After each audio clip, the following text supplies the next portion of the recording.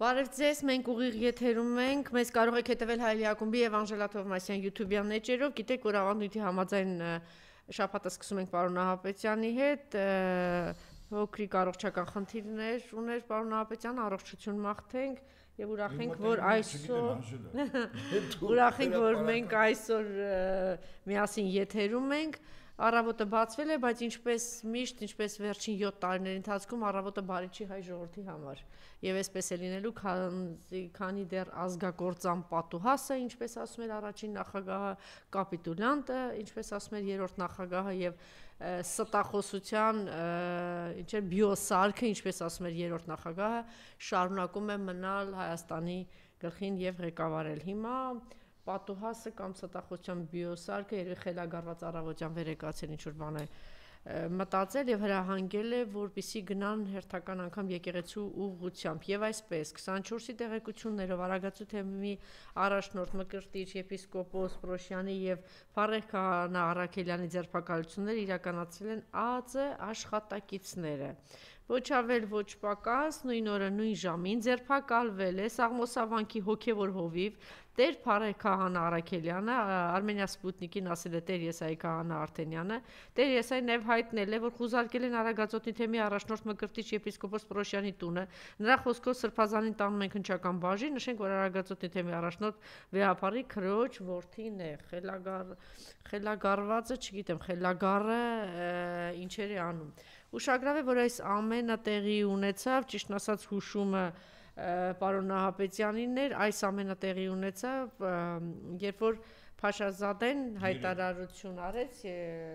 2 օր առաջ ներկայիս իրավիճակում, երբ Ադրբեջանի եւ Հայաստանի քաղաքական ղեկավարությունները ջանքեր են գործադրում կառուցողական համագործակցության մթնոլորտում խաղաղություն կառուցելու համար, հայ առաքելական եւ հայ եկեղեցի եւ Սփյուռքը բոլոր ուժերով ապակառուցողական քարոզություն են իրականացում այս գործընթացը խափանելու համար։ Փաշազադեի խոսքից մեջբերում եմ անում վերոնշյալ ցնդաբանություններ ըստ ադրբեջանական լրատվամիջոցների, սա արդեն նյուզի մեկնաբանությունն է։ ՄԱԿ-ի գլխավոր քարտուղար Անտոնիո Գուտերեշի հետ հանդիպման ժամանակ հնչեցրել է այսպես կոչված Կովկասի մահմեդականների վարչության նախագահ Շեխ Ուլ Իսլամ Ալաշուքյուր Փաշազադեն։ Մենք տեսնում ենք մեջբերման սկիզբ, մենք տեսնում ենք, որ մինչ երկու երկրների քաղաքական ղեկավարները քայլեր են ձեռնարկում խաղաղության ուղղությամբ, հայ եկեղեցին կոչ է անում ռևանշիզմի եւ նոր բախման։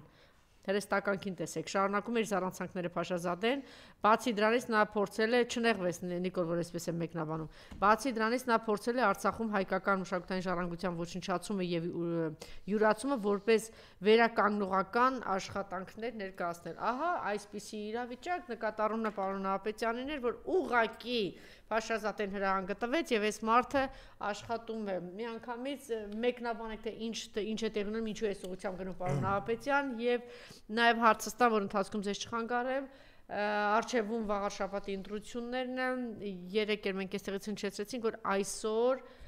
շատ բան է կախված վաղաշաբաթցիներից, շատ բան է կախված Էջմիածնի բնակիչներից, ինչ որ իմաստով հայ ժողովրդի ապագա ճակատագիրն է որոշում եւ ակնհայտ է դառնում, որ իսկապես ցնդեխելագարվել է սա, այս իր քայլերից դա երևում կամ գուցե կհամաձայնեք սարսափելի վախեցած է, հարցումները լավ էլի ձերբակալությունը։ Ես ուղղակի չգիտեմ, հիմա արդեն այս դուք ընթերցեք, ես կմեկնաբանեմ խնդրեմ։ Ինչ է տեղի ունենում, չէ, մեզ մոտ տեղադրված չի։ Սկզբում են պիտի տեղադրեիք, հետո նոր ձերբակալվել է այս պահին Երևան քաղաքի քննչական կոմիտեում են գտնվում Տեր Փառեհը, Տեր Մանուկը, Տեր Հայկը, Տեր Մկրտիչը, Տեր Ղևոնդ քահաները, ինչպես նաև մի շարք քաղաքացիական անձինք, փաստաբան Արա Զորաբյան։ Լավ, եկեք, գիտեք ինչ։ Ոչինչ, ես վերջին իրա վերջին բաներն այ։ Անժելա, գոնե այս տաղավարից քո հյուրեր եւ դուք դի այտենց այդպես խիստ չզարմանաք, որտեղ մենք սա գնահատում ենք, որ այդպես էլ պիտի լինի։ Օկուպացիոն տարածքում ցանկացած դիմադրություն, օջախ, անձ, կառույց, օկուպացիոն ռեժիմի դեմ կռիվ տվող օղակա։ Օկուպացիոն ռեժիմը այսօր խաղի կանոններով նաև օգտագործում է իբր ժողովրդավարական, նախաքննություն, դատաքննություն, ընտրություններ, այս բոլորը, բայց իրականում մենք միշտ արձանագրել ենք եւ փառք Աստծո, որ իմ այս գնահատական հետ հիմա եւ քաղաքական դաշտում եւ փորձագիտական շրջանակներում շատերը կիսում են այդ գնահատականը, որ Հայաստանը թուրք-ադրբեջանական օկուպացիոն ռեժիմի կոլաբորանտ իշխանությունների կողմից է կառավարվում։ Եվ սա այն ինչ որ մենք հիմա տեսնում ենք, դրա հետևանքն է։ Հիմա այո, ես առավել քան վստահաբար եմ ասում, որ նախորդ անգամ նույն Կովկասի մուսուլմանների վարչության մավեդականների վարչության ղեկավար Շեյխ ուլ Իսլամ Ալաշուքյուր Փաշազադեն ասել է ուղիղ հաջորդ օրը Փաշինյանի զուգընկերը ինքը սկսեցին այն մեծ արշավը, որտեղ իրենց բերանը ախորդ դարձրած ամենավերջին վայրահաճությունները, մեղադրանքները, գրառումները նկատի ունեք, այո։ Սա առաջին քայլը արվեց այս անձի կողմից, Փաշազադեի կողմից։ Հիմա դուք ընթերցեցիք, այո, եւ շատ ճիշտ է, դուք նայեք ինչ ասում։ Փաշազադե, ես ուզում եմ նորից մեզ լսողների համար ընթերցել։ Մինչ երկու երկրների քաղաքական ղեկավարությունները քայլեր են ձեռնարկում խաղաղության ուղղությամբ, ուշադրություն դարձեք, այսինքն Փաշինյանի մասին գնահատականը քաղաքական ղեկավարը քայլ է ձեռնարկում խաղաղության ուղղությամբ։ Հայ եկեղեցին կոչ է անում ռևանշիզմի եւ նոր բախման։ Այդ որտեղ է կոչալ, ընդ որում եկեղեցին մեր այդ հայտարարությունները ստահոդ որակելով հայտարարությամբ հանդես եկել։ Այսինքն չկա որևիցե մեր եկեղեցու կողմից հայտարարություն կեցված եւ այլն, որից կարող ենք հետևություն անել, որ մեր եկեղեցին ռևանշիզմի եւ բախման մասին կեցված կա դրսևորում։ Հիմա այստեղից հետևություն, բա սրանից հետո սա ինչի է արվում։ Ես սկզբունքորեն չեմ բացառում, որ պատվերը, գիտեք ինչ, նախորդ անգամ երբ Փաշազադեն սա այս կեցված դրսևորել էր, նաև կար Վեհափար Հայրապետի Շվեյցարիայի քաղաքի հայտնի։ Այո, անմիջապես հենց։ Հիմա մեր եկեղեցու Վեհափար Հայրապետի կողմից, Բարձրաստիճան հոգևորականների կողմից նման գնահատականներ չկան։ Հետևաբար, հարց առաջանում։ Արդյոք առաջին քայլը Փաշազադեից է, թե առաջին քայլը Փաշինյան Նիկոլից է, որը ընդհանրապես պաս է տվել Փաշազադեին եւ Փաշազադեի հրահանգի համաձայն հիմա ինքն է սկսում։ Իսկ ինչու է նման բան արվում։ Սա ուղղակիորեն մենք բերում ենք կապում ենք եկեղեցու ազդեցությունը բացարձակ առումով, հեղինակային առումով, հավատավոր զավակների քանակի առումով Էջմիածին քաղաքի եւ հարակից գյուղերի ընտրություններ։ Վեհափար Հայրապետի մենք գիտենք չէ որ գյուղից է։ Գիտենք չէ որ շատ հոգևորականներ սրբազաններ կա Ոսկեհատ գյուղից, որ այս ընտրություններին Ոսկեհատը մասնակցելու է։ Էջմիածին, Ոսկեհատ եւ Խոյ համայնք խոշորացված։ Այսինքն այս ընտրությունների նախընթացը։ Իհարկե, դուք բայց ես հետ համաձայն եմ, ես եմ ասել, սա փոքր Սարդարաբադ է, մեծ ընտրություններից առաջ, այստեղ, ասեմ ինչի, որտեղ եթե ընտրությունների ժամանակ իշխանությունը խայտարակ պարտություն է կրում։ Իսկ շատ բնական է, որ քաղաքացիները նաև լսում են, հարգում են, նկատի ունեմ այդ իմ նշած 3 համայնքների բնակիչները, որոնց մոտ հեղինակությունը եկեղեցու բացարձակ կա։ Չկա Հայաստանում այլ բնակավայր, որտեղ բնակիչները, այդտեղ ապրողները եկեղեցուն այդքան մոտ չլինեն եւ ֆիզիկական եւ հոգեվոր առումով։ Այսինքն այդ տարածքի ժողովուրդը այս կամ այն ձևով մեծամասամբ մեր եկեղեցու ինչն է հավատավոր զավակների մի մասնակազմում։ Եվ ցանկացած հոգևորականի խոսքը այս կամ այն ձևով այդ ընտրությունների որպես Հայաստանի Հանրապետության քաղաքացի, չէ՞ իրենք էլ են չեմ մասնակցելու։ Այդ խոսքը շատ ծանրակշիռ է լինելու այդ համայնքներում բնակիչների համար իրենց անձնական, ոչ թե քարոզչություն, զուտ անձնական, որ հարցն են, ասենք, ում եք դուք տեսնում։ Երկու հոգևորական խոսում են իրենց հետ։ Սա ինքնին արդեն իշխանությանը նետված մարտահրավեր է։ Եվ իրենք մտածում են, այո, եկեղեցուն մեկ անգամ եւս խեղճացնել, որպեսզի եկեղեցին անգամ իրեն վերապահված այդ մեծ հաշվով Էջմիածին նաեւ միաբանություն այդտեղ։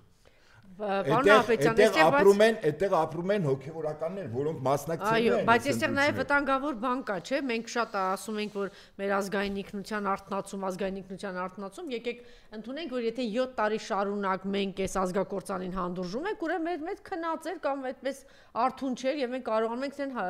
հանդուրժել։ Բայց հիմա ինքը, այո, եկեղեցուց հնչել են եւ շարունակել են հնչել, հիմա ինքը որ արդեն դիպչեց եկեղեցի, Արարատ, հայոց լեզու, այսինքն արմատախիլ է անում հայ ժողովրդին, այսպես քանի որ արթնացումը կա, հիմա ինքը ինչքան այսպես գնա եկեղեցու վրա, բա հակառակողն էլ կա, չէ՞, սր ինքը կարող է այսպես գնալ, մեկ էլ մի հատ նենց արթնացում լինի հենց էջմիածնից։ Սա էլ կա, է։ Չի մտածում, որտեղ ինքը ժամանակ է տոնում։ Ուրեմն ասում են անում ես այդպես։ Հիմա ես ինքս Գյումրիում եմ, ես տեսա, որ Գյումրիում արդեն սթափվել են, մարդիկ ասում են, «Էս ի՞նչ է, Թուրքին բերում է մեր տուն, հեսա այստեղ է, ուզում է այս ռուսական բազան տանի, ես բերում են մեզ մորթել, բերում են ամեն երրորդ գյումրեցին դա էր ասում, ասում չէ, մենք ուզում ենք Վարդան Ղուկասյանն, ինչի՞ չի ուզում ասում Վարդան Ղուկասյանը, Վարդան Ղուկասյանը մեզ թափության կոչ է անում, ասում է ինչ եք ուզում, թուրքերին եք ուզում գան մեզ մորթեն եւ երկրորդ սոցիալական, որ այս մարդիկ թալան չեն, իրանց փողերը չեն տալիս, այսինքն ինչ որ բան տեղի անում, իսկ եթե այդպես ժողովուրդը ոտքի կանգնեց, ինքը պետք է հասկանա, որ այս ինչքան գնաց հարվածեց եկեղեցուն քահանաներին, հակառակ process-ը կարող է լինել։ Մի օր էլ կարտանա, չէ՞ ժողովուրդը։ Ուրեմն մենք մտածում ենք, թե ինչ սպառնալիքներ կարող է առաջացնել իշխանությանը իրենց քայլերից հետո, չէ՞։ Բայց ինքը իր խնդիրը այս քայլը անելն է։ Իհարկե իրենք հաշվել են, որ կարող է արձագանք լինի։ Ինքը չէ։ Իրեն խորհրդականները, որոնք նստած են Երևան քաղաքի եվրոպական մի շարք երկրների եւ Միացյալ Նահանգների դեսպանությունում։ Նորից բաներ, խելագարվել է սա։ 24-ից տեղ հասած տեղեկությունները Արագածոտնի թեմի առաջնորդ գերաշնորհ Տեր Մկրտիչ եպիսկոպոս Պրոշյան եւ թեմի քահանաներին տներում խուզարկություններ են կատարվել եւ վերջինս իսկ խուժան ինչ է կատարվում։ Բերման է ենթարկվել Հովանավանքի քահանա Տեր Արամ Տեր Արամի հաղորդման հիման վրա։ Հուդաները շաքաղվեցի, Հիմա նայեք, այստեղ ինչի խնդիրն է, մեծ հաշվով, ուրեմն ես եկեք թվարկենք, ուրեմն առաջինը ես կարևորում եմ ընտրությունները, այս ընտրությունները փոքր Սարդարաբադ է, իհարկե մեր դիմաց առևել թուրքը զինվորով չի կանգնած զենքով, չէ, Սարդարաբադում այդպես է։ Ընդ որում թուրքական բանակի էլիտաներ կանգնած, էլիտար դիվիզիաներն են Սարդարաբադում, մենք հաղթեցինք, մեր բանակի կեսից շատը աշխարհազոր էր, բայց մեռնելու պատրաստական ժողովուրդ էր, որ պահին մարդը իր մեջ մահվան երկյուղը սպանում է, ինքը արդեն հաղթած է թշնամու, կապ չունի ինքը ինչ զենքով է։ Այո, վախը որ 90-ականներին տանկ են գրավել մեր տղերքը մի բանկաներկով մի հատ լաթի կտորով, աբսուրդի հասնող բան է, չէ՞։ Ոնց կարա մի հատ բանկաներկով, տարայով ու լաթի կտորով տան գրավեն թուրքական։ Հիմա այսօր առերևույթ Սարդարաբադի այն կողմում թուրք չի երևում, Սարդարաբադ չկա, բայց իրականում Սարդարաբադը, որտեվ խորհրդանական ընտրություններից առաջ Էջմիածնի պարտությունը ինքը շատ ոգևորիչ է լինելու, առայս որ այստեղ եկեղեցու գործունը, տեղակայման վայրը, եկեղեցու սրբազան հայրերի կեցվածքը, որպես մայր աթոռի միաբան, իրենք այդտեղ իրանք ունեն, չէ՞, ընտրելու, սա շատ կարևոր է։ Եվ եթե եւ ամենայն հավանականությամբ այդ ընտրություններում իրապես ընդդիմադիր դաշտը նույն հարթության վրա է կանգնում եւ նույն սկզբունքն է որդեգրում ինչ որ Գյումրիում, այսինքն առավելագույն բոլորը հայտարարել են։ Նայեք, առավելագույն, հիմա ես ասում, առավելագույն ձայն հավաքածին ընդդիմադիր բոլոր ուժերը, որոնք անցողիկ շեմա արդեն իրականացել են, տալիս են իրենց ձայները։ Այո։ Սա նշանակում է, որ մեր համար մենք միգուցե տենց չեն գնահատում, բայց իշխանությունը եւ իր խորհրդականները գնահատել են, որ այս Էջմիածնի ընտրությունները փոքր Սարդարաբադ է։ Ինքը պետք է չպարտվի։ Հիմա ձերբակալելով, հաշվի առնելով Տեր Արամի գործունը, ընդ որում իրենք մի քանի քահանաներից ենքով 2-3, ընդ որում երրորդը ծղրտած,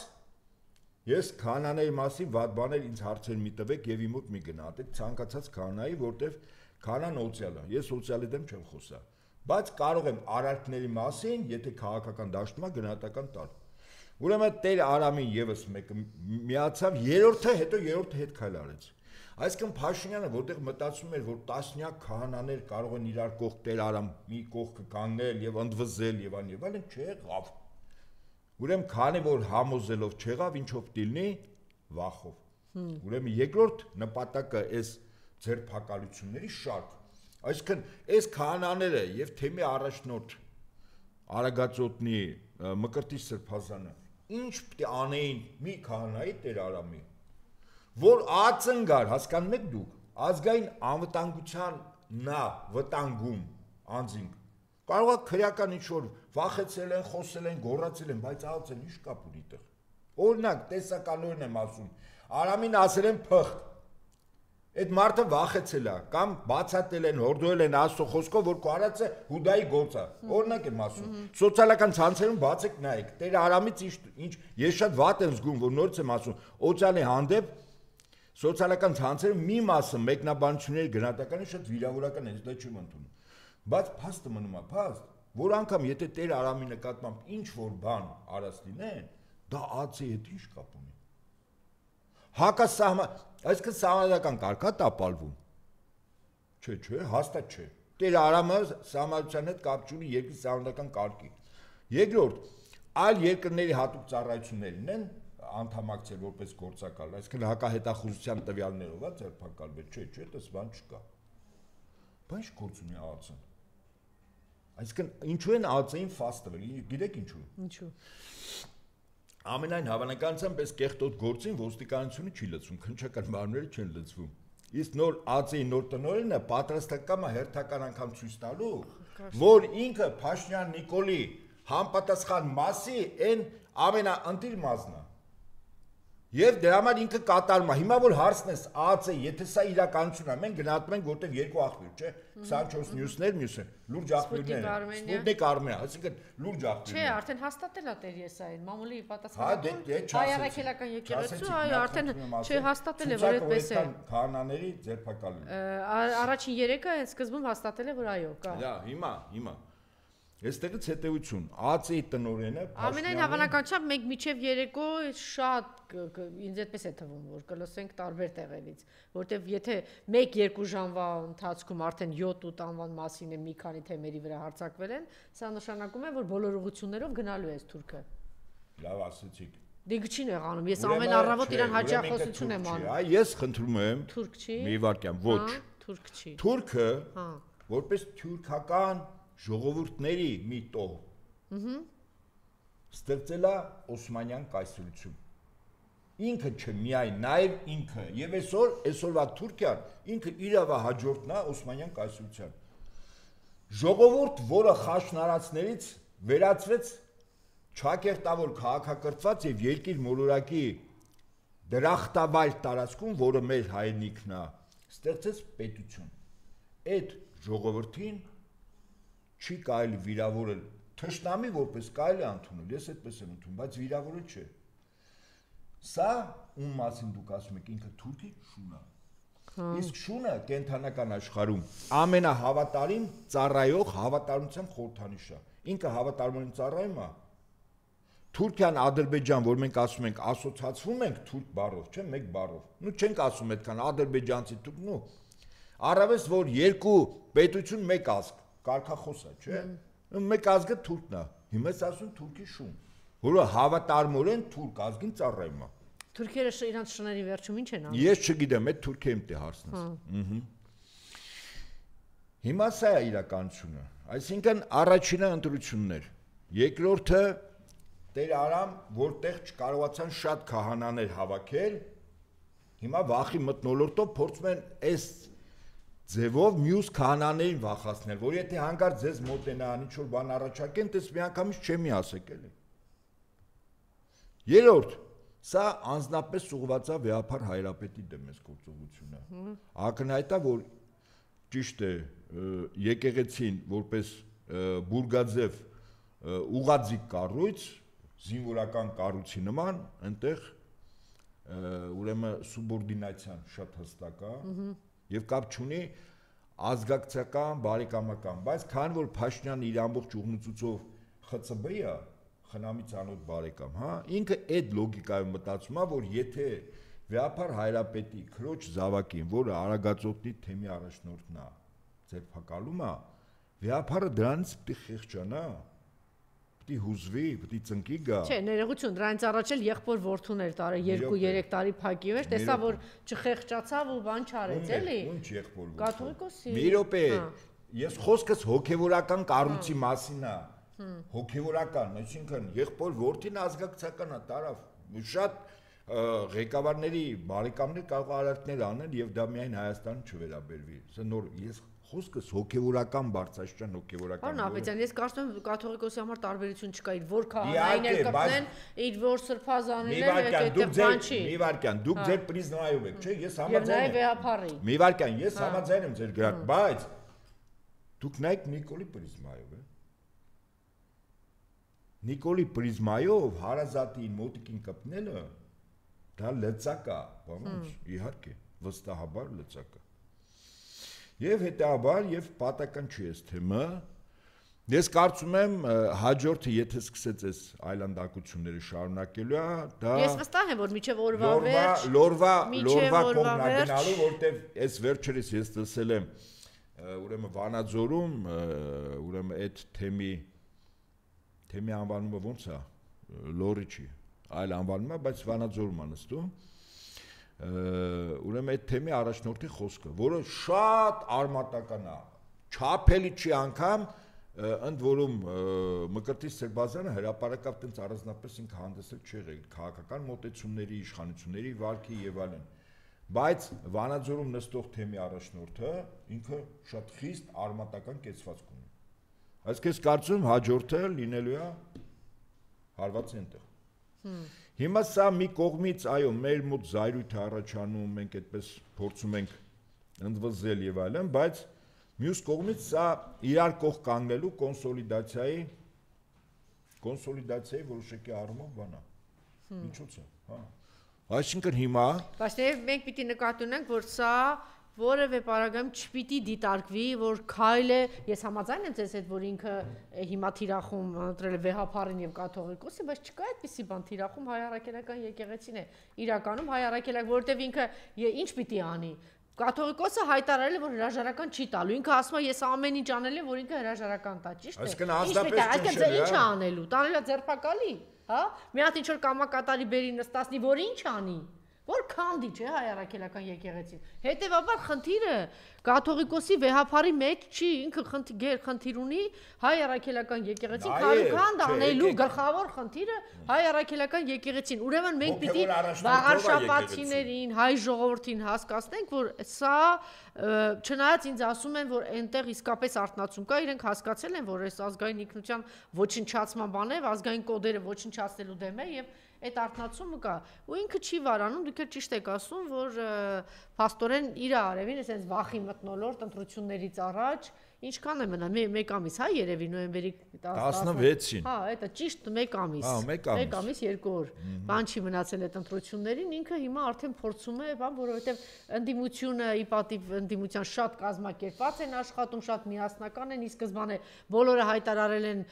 բոլորը միանալու են այդ ընդդիմադիր տեխնացուին, իհարկե ինքը այստեղ գտել է մի դավաճան սրիկայի, որ ամեն առավոտ պատկերավոր ասած ինքը թքում է իր հերոս հոր գերեզմանի վրա, խոսքը Արգիշտի Մեխակյանի մասին է, ում հայրը հերոս էր,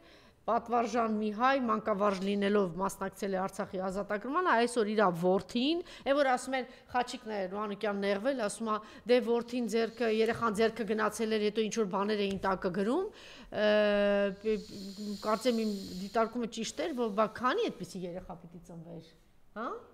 Քանիսը պիտի ծնվեի, որ չեն ծնվել, որ հիմա ես պիտի խնայեմ, որտեվ Արգիշտի Մեխակյանը իր երեխայի հետ գնացել են, այնտեղ ասել են դու դավաճան ես։ Եվ բացի այդ մի ուրիշ բան է գտել, ուրեմն փաստորեն ազատ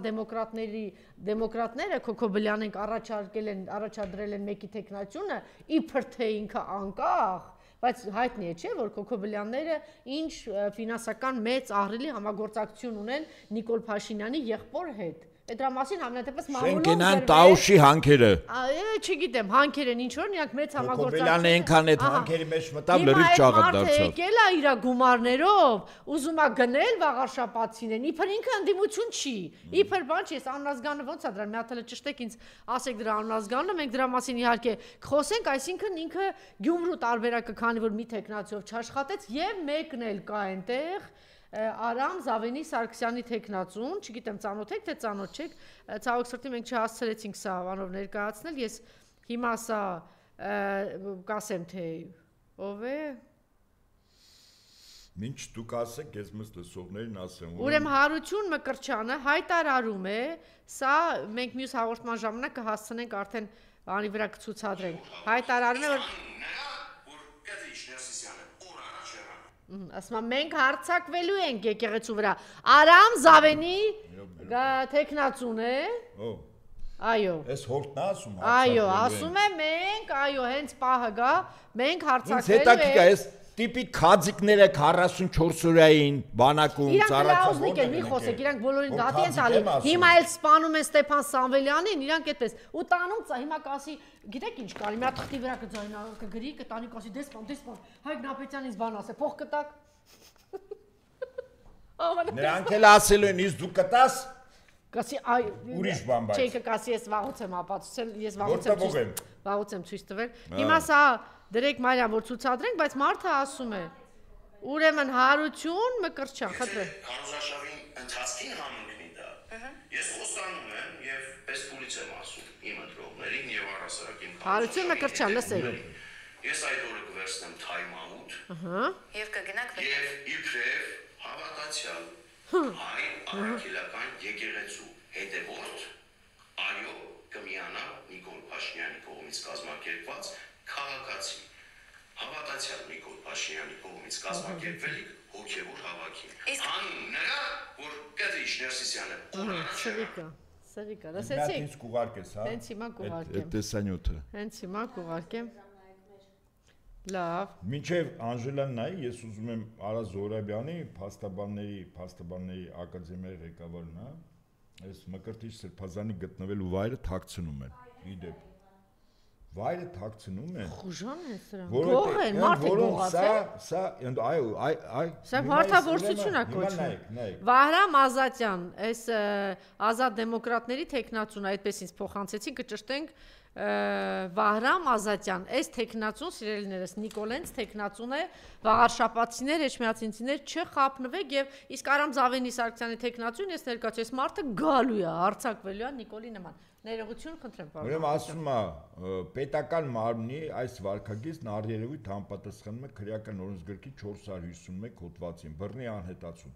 Ըստ այդ նորմի բռնի անհետացումը պետության կողմից տրված լիազորությամբ, պետության աջակցությամբ, համաձայնությամբ կամ թողտվությամբ գործող պաշտոնատար անձի, այլ անձի կամ մի խումբ անձանց կողմից ազատությունից օրինական հիմքերով կամ ապօրինի զրկված անձի ազատությունից զրկելու փաստը ժխտելը կամ թաքցնելը կամ նրա կարգավիճակի կամ գտնվելու վայրի մասին տեղեկությունը թաքցնելը, որի հետևանքով անհետացած անձը հայտնվում է օրենքի պաշտպանությունից դուրս, պատժվում է ազատազրկմամբ 3-ից 7 տարի ժամկետով, որտեղ հարցել են որտեղ է Արագածոտնի թեմի առաջնորդի եւ 5 հոգեվորականները չեն ասում։ Գող են սրանք, մարդագող։ Այսինքն, լավ, հիմա Անժելա, մի րոպե, այ հիմա դուք Ուր են հոգեվորականները։ Մի րոպե, դուք ստեղ պահում եք մեր այն անդիմադիրների նման, որոնք ասում են, որ կարելի է, այո, Փաշինյանը վատա կառավարում, Փաշինյանի ժամ առաջ պետք է հեռացնել։ Ես հիմա մի պահ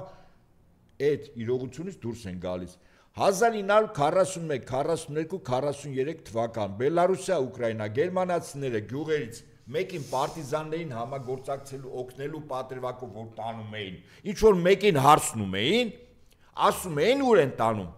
ասում էին ինչ կտանքների են ենթարկում, հետո ասում էին որտեղ են գնդակարելու, հետո ասում էին որ երեխաներին են տանելու, կնոջն են տանելու։ Օկուպացիոն ռեժիմը ոչ մեկին ասելու չունի։ Ես էլ մեկ անգամ եւս հաստատում եմ ասացի, որ օկուպացիոն ռեժիմը կարա մարդուն գողանա, այս մարդիկ պատանդեն այնպես ինչպես ովքեր գտնում են բանտերում։ Մենք էլ ենք պատանդվա, մենք ինչ ենք։ Իհարկե, բայց եթե երկիրը օկուպացիոն ռեժիմի ներքո է, Մենք ընդհանրապես պատանդ ենք այնքանով, որ ճաղերի էս կողմում ենք։ Իսկ մեր որոշ ընկերներ ակտիվ ճաղերի են կողմում են։ Մենք պատանդ ենք, իհարկե, երկիրը պատանդարված վիճակում է։ Օկուպացիոն ռեժիմի գործելավոճը հենց սա է։ Կարա հոգևորականներին տանի ու չասի ուրա տանում։ Սա որպես իրողություն, քանի մենք այս իրողությունը իրապես չեն գնահատել, մենք ակնկալիք ունենք եւ ասում ենք, ինչպիսի ապօրինություն են կատարել ԱԱՑ-ն, քննչական կոմիտեն, Փաշինյան Նիկոլը, ապօրինի։ Իսկ Փաշինյան Նիկոլը գնում է քսֆսվում է, բան, ձերդ մեծություն, ես վարչապետ եմ, ինչ ճանաչում եք։ Չէ, մի րոպե, մի քաշեք։ Տրամպի նախ ինքը չի քաշում, ցույց տվեց, որ ինձ հիշում եք, այդ իմ հետ պայմանագիր եք ընկել, այդ այն երկիրն են, որ դուք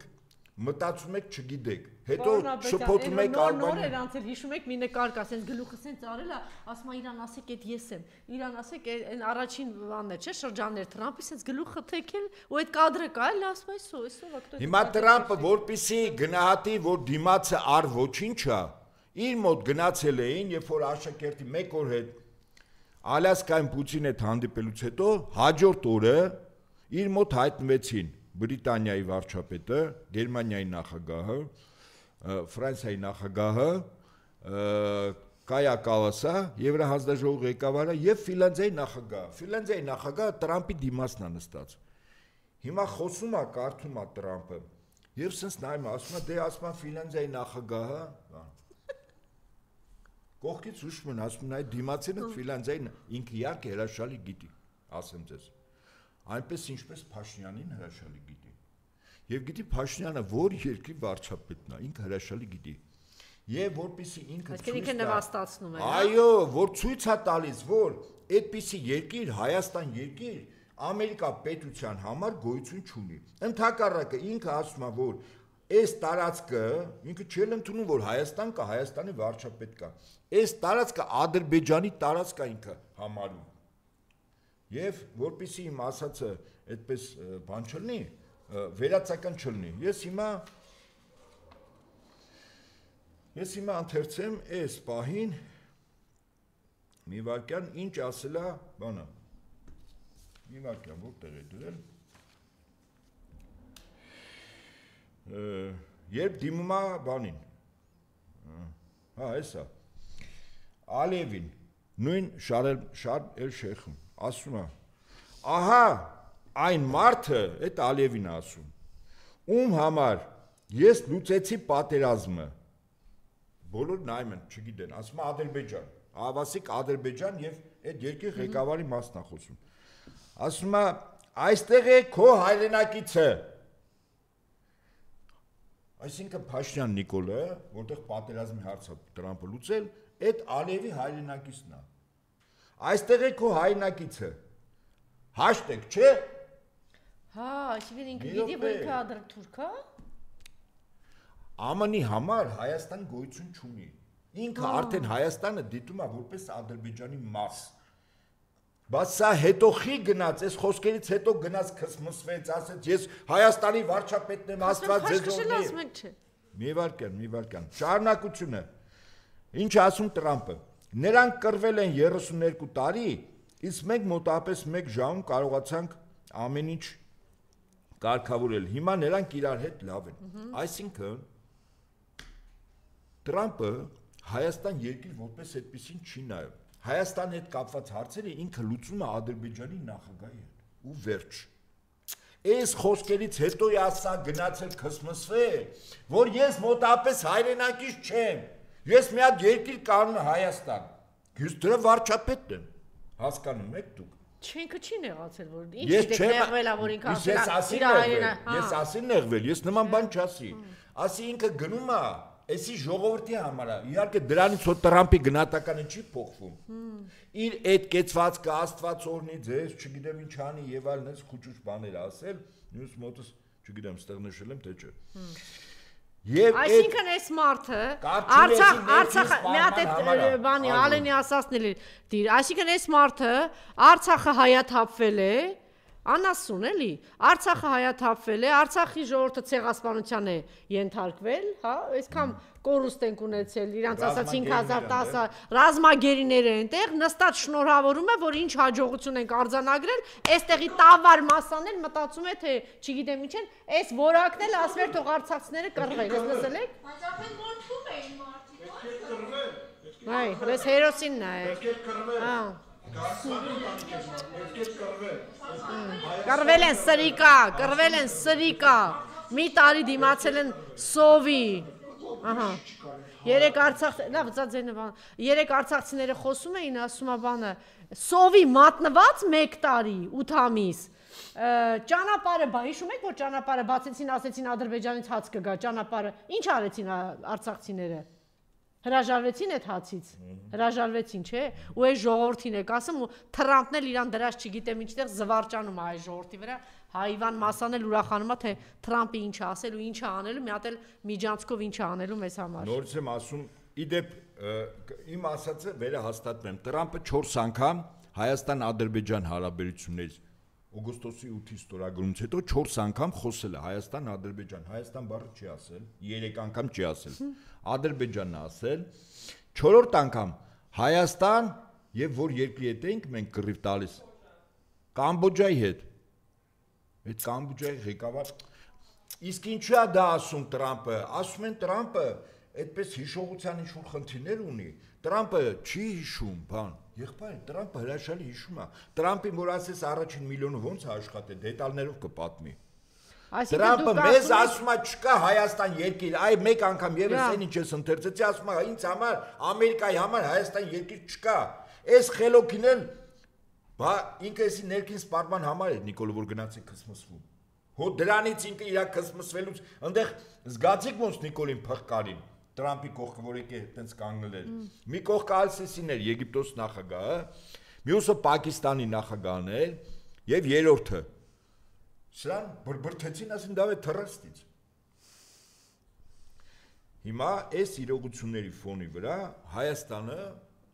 ԱՄՆ-ի, սկզբից Բրիտանիայի, հետո ԱՄՆ-ի, ինչպես ասում են, բանը, ազդեցության տարածքը։ Գիտեք չէ, իմիջիայլոց այս ամբողջը մշակվում է Մեծ Բրիտանիայում, որ երբ որ ուսումնասիրել են հետխորհրդային շրջանները, իրենց համար տխուր փաստերի առջև են կանգնել, որ կախվածությունը շատ մեծ է, կապվածությունը շատ մեծ է, եւ արժե համակարգային, եւ բարոյական, եւ կրթական, եւ հոգեվոր Ռուսաստանի Դաշնության հետ, իրանք հասկացել են, որ պետք է ստեղծեն լրատվամիջոցներ եւ թիրախավորեն հոգեվոր այդ բաները, առաջին հերթին հայ առաքելական եկեղեցին եւ այս փուլերում սկսում է հարվածը, տեսեք ինչ են անում Վրաստանում, ինչ արեցին, չնայած Վրաստանում մի պատիվ իրենց կարողացան դիմադրել, Ուկրաինայում ինչ են անում, նույն ձեռագիրը, հիմա այսպես Արևմուտքը, Մեծ Բրիտանիան, Ամերիկայով, Թուրքիայի ձեռքով, այս շաների ձեռքով իրականացնում է այստեղ։ Ոչ մի բան չի փոխվել, լավ։ Ավարտեցինք հա Շարժեխում ինչ եղավ, այդտեղ կարելի ասել, որ ուղակի զվարճացան մեծ հաշվով, հա, Նիկոլի վրա։ Ախա չէ, գիտեք, հիմա մենք ասում ենք Նիկոլ, իրանց համար Նիկոլ գոյություն չունի, Անժելա, վայ։ Ամերիկայանը Նիկոլ չկա։ Կա Ադրբեջան, Ալիև, որը այս տարածքում մի հատ մարզի կարգավիճակով բան կա, մարզ կա։ Այդ Նիկոլները այս բան ժամանակապես ինքնանդամնի ժամանակավորապես։ Ոչ ավել ու ոչ պակաս, նորից եմ կրկնում, Նիկոլ գոյություն չունի, Հայաստան գոյություն չունի Արևմուտքի համար։ Թրամփը որ Շարմ էլ-Շեյխում կանգնած էր, այդ բոլորը գալիս բարվում են, այդ ինչ էր անում ինքը։ Ասում էր ասողը երկիր մոլորակի ես եմ։ Տմբասներ, հետո Մակրոնին վրա երթալիս, չէ։ Շրթունքներով կարդալու մասնագիտություն կա, չէ, առանց ձայնի համար։ Կարդացել են, ինչ են խոսել Մակրոնը եւ ուրեմն Թրամփը։ Հատեն Մակրոնի վրա է վերանցել Թրամփը։ Հա, եթե ԱՄՆ-ի համար Ֆրանսիա, Բրիտանիա, Գերմանիա պետությունների ղեկավարները, եթե պետքա միջանցքում ժամերով պիտի սպասեն եւ ինքը բարեաճի գան, Հայաստան երկիր ոնց կարա լինի, իսկ Ադրբեջան կա, որտեվ Ադրբեջանի հետ պայմանագրեր են կնքել, նավթի, էներգակիրների, կոմունիկացիաների, Ադրբեջան երկիրը ԱՄՆ-ի համար կարևոր է, որպես նախապատրաստական տարածք Իրանի դեմ մոտ սպասվող պատերազմի։ Ադրբեջանը արժեք ունեցող տարածք է։ Ճիշտ է, այդ երկրի նախագահը ԱՄՆ-ի համար եղած մի հաշիվ է, բայց հաշվի առնելով, որ այդ տարածքը պետական կառույցները ԱՄՆ-ի համար կարևոր են, Գազայում իբր պատերազմը կանգնեց, չէ։ Ես ուզում եմ միշտ հիշեցնել 2019 թվականի հոկտեմբերի 10-ի հայտնի դեպքը, երբ որ Միացյալ Նահանգները 8 տարի զինել էին Սիրիայում 4 շրջաններում գտնվող Սիրիայի քրդերին, խոստացել էին անկախ պետություն։ Հրահանգիչները, թեթև զրահատեխնիկա, զենք, զինամթերք ամբողջովին 8 տարի մարզում էին քրդերին Սիրիայի ինքնիշխան Սիրիայի տարածքում։ Հետո քրդերը հոկտեմբերի 9-ին քնեցին, հոկտեմբերի 10-ին արթնացան, աղմուկից, չէ, մեկ էլ նայում եմ, որ թուրքական օդուժ ու զրահատեխնիկան մտնում է իրանց երկրի տարածք։ Ուր են ամերիկացիները, սրանք իզեն ավտոմատի, ամերիկացիները գնացել են։ Էս են ամերիկացիները։ Վաղը չեմիսորը ուղղակի դուրս են գալու, այդքան բան։ Ոնց ամերիկացիների վրա ով է հույս դրել։ Գազայում Ամերիկան եւ Իսրայելը խայտառակ պարտություն են կրել, ասեմ ձեզ։ Հո Գազայի ժողովուրդը չի խնդրել, ասել մենք խաղաղություն ենք ուզում, խաղաղություն ենք մուրում, եկեք մի բան ստորագրենք, չէ։ Ընդհակառակ 3 պատասխան եղավ այդ Շարմ el-Շեյխի խորհրդաժողովի 8 դավաճանի Համասի զինյալները հրապարակավ բանը գնդակահարեցին, այդքան բան։ Եվ ասին ոչ մի զենք էլ չենք հանձնում։ Մեր զենքը ավտոմատն է, ուրիշ բան չունենք։ Հետո կերևա, անկախ պետություն կլինի կամ կհանձնենք կամ էլ ուշ։ Հիմա սրանք, որ Շարմ el-Շեյխում կապիկություն են անում, երաշխիքներ, այդ փաստի իրական հաղթողը դա Գազայի հատվածում պաղեստինցի ժողովուրդն է եւ իր առաջնորդները։ Այդքան բան։ Եվ փաստի առաջ կանգնեցրեցին, իսկ հիշեք ինչ էր ասում Բենյամին Նատանյահուն մի ամիս առաջ, թե այդ Գազայում էլ բան չի մնաց, հեսա մտանք են տակով վրով։ Մեզ լսողներին հիշեցնեմ 365 քառակուսի կիլոմետր ամբողջ Գազայի տարածքը, 1.5 Երևանի տարածք, 2.400.000, տարբեր պաշտոնական, ոչ պաշտոնական տվյալներով 700.000 զոհ, ասում էին 100, բայց իրականում թիվը շատ ավելի ահռելի է, 700.000 զոհ։ Այսօր այդ ժողովուրդը, այո, թեթև զենքերով, հակատանկային միջոց ավտոմատ եւ ականներ, զինված ծնկի է բերում աշխարհի հզորագույն բանակներից մեկին, ցախալին։ Ցեղասպանվում է։ Այդ ժողովուրդը պայքարում է, զոհաբերվում է ու հաղթում է։ Շարմ el-Շեյխի հանդիպումը, որտեղ ոչ Իսրայելից մարդ կար, ոչ Պաղեստինից, սա Պաղեստինի ժողովրդի փայլուն հաղթանակն էր։ Ստիպեց, որտեվ այլ տարբերակ չկար, այդ ժողովուրդը չի անձնում, ինքը պատրաստ է այդ զոհասեղանին 2.400.000 զոհ դնել, պատրաստ է։ Իսկ Իսրայելի ժողովուրդը պատրաստ չի երկարատև պատերազմի հոգեբանորեն։ Այսօրվա Իսրայելի ժողովուրդը դա 1948, 1953-54 թվի ժողովուրդը չի։ Նյութը այն ժողովրդին չէր կերել։ Այդ 48-ի հրեաները, որոնք տարբեր երկրներից մեծահարուստներ, ունևորներ թողուն գալիս էին իրանց ավետյաց երկրի համար կյանք տալու, այդ ժողովուրդը այսօրվա պաղեստինցիներն են այդ հոգեբանությամբ, դա համար չեն կարող հաղթել։ Պակիստանի վարչապետի հետ հանդիպումը Նիկոլի եւ Պակիստան-Աֆղանստան էս պատերազմ այսօր առավոտ էլ ասեցին, միջադեպեր ասեմ, չգիտեմ, լարվածություն ասեմ, ինչ, առավոտյան էլ ինֆորմացիա գնաց, որ շարունակվում է։ Հիմա նայ, ինչ ումա պետք այդ կռիվը։ Ուրեմն Ռուսաստանը իր տնտեսական ամբողջ զարգացումները դեպի արևելքով անում։ Արևելքի երկրներ, հարավ եւ արևելք, այսինքն այդ գլոբալ հարավ որ ասում են, նաեւ արևելքի երկրներ։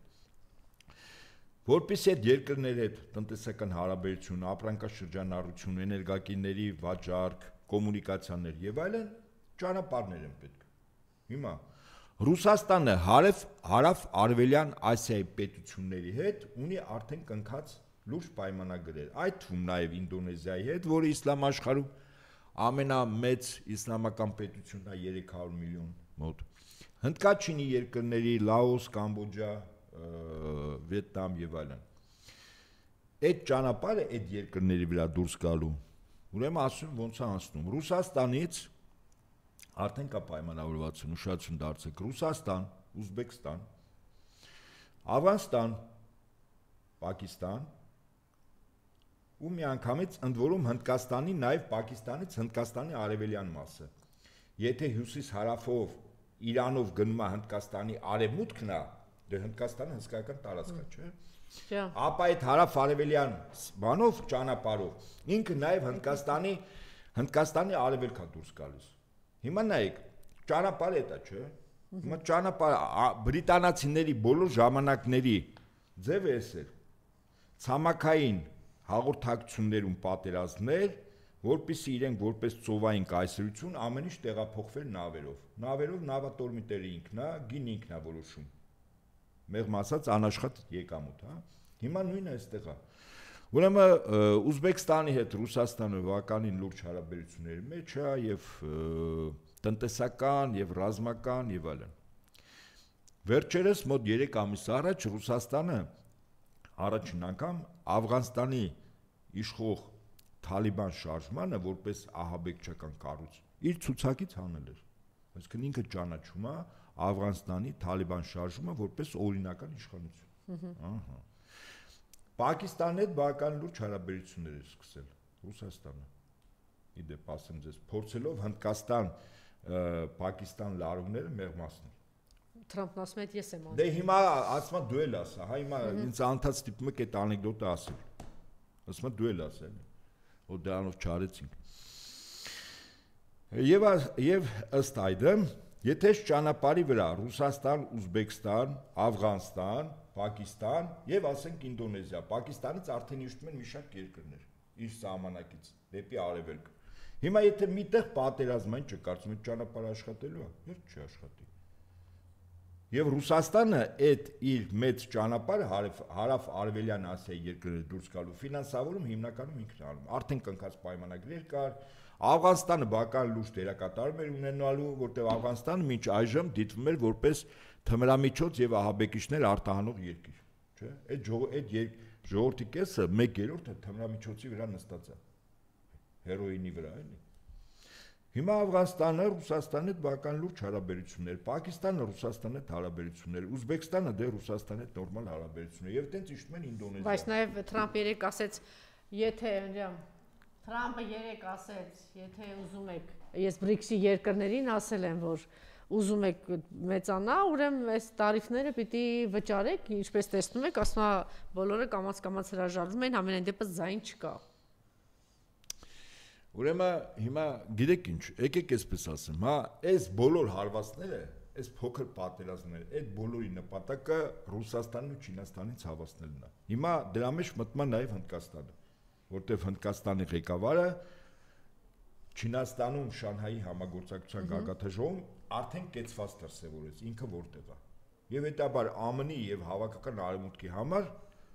գոնե նվազագույնը 3 խնդրահարույց պետություն կա՝ Ռուսաստան, Չինաստան, Հնդկաստան։ Ներառյալ նաև հիմա միաշան ներքև ենք իջնում Իրանի Իսլամական Հանրապետություն, խնդիր է, Հյուսիսային Կորեան, խնդիր է, վստահաբար։ Եվ այն ինչ որ այս խեղկատակները ասում են այստեղ բան խաղաղություն եւ այլն, ես ուզում եմ ուղղակի ընթերցել ինչ էր ասում Նիկոլը իր կառավարման տարիներին եւ դրանցից ինչն է կատարվել եւ հիմա մեր ժողովուրդը փորձելու է հավատալ Նիկոլի հերթական բանը։ Ոնց որ Ռոբերտ Քոչարը ասում ստերի բիոսարքը։ Անունը ճիշտ դրել է, ստերի բիոսարքա Նիկոլը։ Բայց մենք էլ պարտավոր ենք մեր ժողովրդին հիշեցնել Նիկոլ սուտ։ Նիկոլը ասում էր, ինչ պետք է ես դա էլ բանակցում եմ։ Հետո բանակցությունը իմ սեփական կետից եմ սկսում։ Հետո Ստեփանակերտում ով էր ասում, որ Արցախը գերտերություն չի։ Հետո ով էր ասում նույն Ստեփանակերտում Արցախը Հայաստանն է եւ վերջ։ Հետո Նիկոլն էլ չէ ողջունում, նոր պատերազմ, նոր տարածքներ թեզը, որը պաշտպանության նախարարը ԱՄՆ-ում ասաց, եթե հիշում եք։ Այս Նիկոլն է։ Հետո Նիկոլն էլ Արցախի падգամավորներին հավաստիացնում, որ Պուտինն ու Լուկաշենկոն իրեն ասել են, որ նույնիսկ Ալիևն է հասկանում, որ Լեռնային Ղարաբաղը չի լինելու Ադրբեջանի մասում։ Պատկասություն շկռուտո տղա է։ Նիկոլը խոստացել էր Արցախի անջատում հանուն փրկության թեզի իրականացում, ճիշտ է։ Նիկոլն էլ խոստացել Շուշիի Հադրութի դեօկուպացիա, սա բոլորն է Նիկոլը։ Հիմա ավելի առարկական։ Պատերազմի օրը 2020 թիվ սեպտեմբերի 27, ժողովուրդ, ես ուզում եմ որ լավ անընդհատ հիշեք ես։ եւ այս մարդու որից է խոսքին, ինչպես ասում են ժողովուրդը, կրակին ցախ դնել կլինի, սա խոսքին հավատալ կլինի եւ ասում է հրապարակավ որպես Հ վարչապետի պարտականություն կատարող անձ մենք պարտավոր ենք հաղթել եւ դրա համար կա միայն ու միայն մի նախապայման որ մենք ինքներս մենք խոստանանք մեզ որ ոչ մի միլիմետր չենք նահանջի մեր պատմության, մեր ժողովրդի, մեր Արցախի, մեր ապագայի եւ մեր անցյալի, մեր ինքնության եւ մեր արժեքների պաշտպանության դիրքերից։ Կեցցե Արցախի հանրապետությունը, ասում է Նիկոլը, կեցցե Հայաստանի հանրապետությունը։ Երբ էր ասում։ Կեցցե հայոց սփյուռքը, պատերազմի առաջին օրը։ Ժողովուրդ, էս Նիկոլն է ասել։ Էս մարդուց բան չի մնացել։ Ավելին Մինչև Արցախի հայաթափումը 23 թիվ սեպտեմբեր 20 ինչ էր ասում մարտ 21 թիվ Նիկոլ ինչ ասում պետք է արձանագրենք որ Ղարաբաղի հարցը լուծված չէ ինչքան էլ Ադրբեջանի ղեկավարություն հայտարարի թե Ղարաբաղի հարցը լուծված է Ղարաբաղի հարցը լուծված չէ Ես ուզում եմ ասել որ շատ կլինեն հարցեր թե լավ ի վերջո ինչու մեր տղերքն ինչի համար զոհվեցին Նիկոլն ասում Ուզում եմ շատ կոնկրետ պատասխանել այս հարցին։ Մեր տղերքը զոհվեցին այն բանի համար, որ երբ այսօր Ադրբեջանի նախագահ հայտարարի, որ Ղարաբաղի հարցը լուծված է, մենք կարողանանք ասել, որ Ղարաբաղի հարցը լուծված չէ, որտեղ Ադրբեջանի պլանը հենց դա էր, Ղարաբաղի հարցը լուծել, որ ֆիզիկապես Ղարաբաղում ոչ մի հայ չմնա։ Մենք բոլորս դա գիտենք, չէ՞, բայց այսօր Արցախը կա,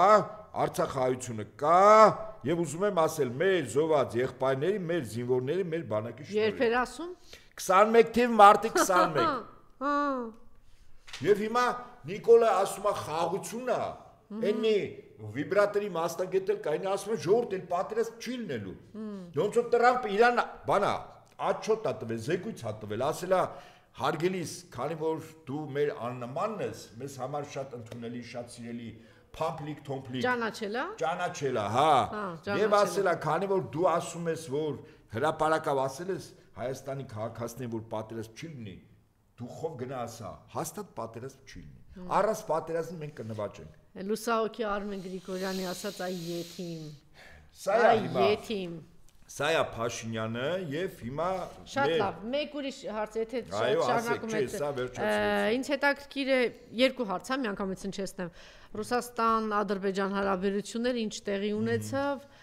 ինչ արդյոք այդպես մեծ ռևերանսներ չէր Պուտինի կողմից, եթե այո, ապա ինչ զարգացումներ եք տեսնում։ Առաջին հարց եւ երկրորդ հարց, կարծում եմ ուշագրավ է, արժե ընթերցեմ։ Կրեմլը հայտարարել է, որ Բաքվի եւ Ադրբեջանի միջև վերջնական Հաշտությունը պետք է ստորագրվի Մոսկվայում, ակնհայտ է, որ մեր ծրագրերը կյանքի կոչելու համար դեռ շատ անելիքներ կան։ Մենք պատրաստ ենք Երևանի եւ Բաքվին տրամադրել անհրաժեշտ ողջ օգնությունը, մնացած տարաձայնությունները հաղթահարելու համար, այդ թվում համաձայն Ռուսաստանի, Հայաստանի եւ Ադրբեջանի ղեկավարների եռակողմ հայտարարություն, ասել է Գալուզինը։ Խնդրեմ։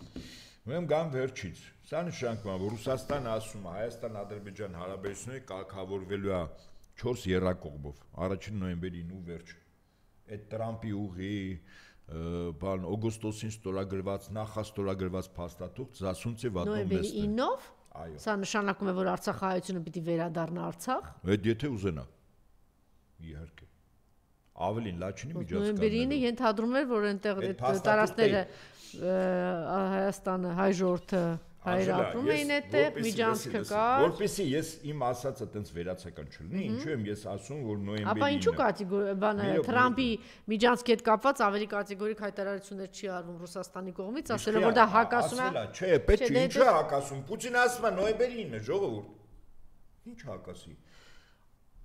Ընդ որում նոյեմբերի 9-ով մի շարք հարցեր է եւ դրանից հետո եւս եռակողմա չէ ստորագրվի, հո միայն նոյեմբերի 9-ը չի։ 4 եռակողմա ստորագրվի, որտեղ Ռուսաստանի Դաշնության նախագահի ստորագրությունն է։ Հիմա Գալուզին ինչ ասում։ Գալուզինի ասած իմաստը ո՞րն է։ Ասում եմ մենք մեր ստորագրածի տերն ենք։ Եվ մեզ չի տակում թե ամերիկանց տեղ ինչ արել, ոնց արել, խի արել եւ այդպես շարունակ։ Այսինքն Ռուսաստանը նորից եմ կրկնում, ասում է ես պատասխանատու եմ որպես միջնորդ, որտեղ իմ ստորագրած թղթի տակ, այո նոյեմբերի 9-ը կա։ Հիմա ինձ մեկ ասում են, բա նոյեմբերի 9-ը կա, Արցախը չկա։ Հիմա այդ դրամ, չէ, նորմալ հիմնավորում է, չէ, հարցը։ Հիմա ես ասում եմ։ Չէ, նոյեմբերի 9-ը կա եւ տակը ոչինչ չկա, նոյեմբերի 9-ի փաստաթղթ։ Այո, չկա։ Չէ, տակը կա, ոչ չկա, 120,000 Ղարաբաղից դուրս եկած կա։ Մի րոպե, 120,000 մարդ կա, որը կարա վերադառնա։ Հիմա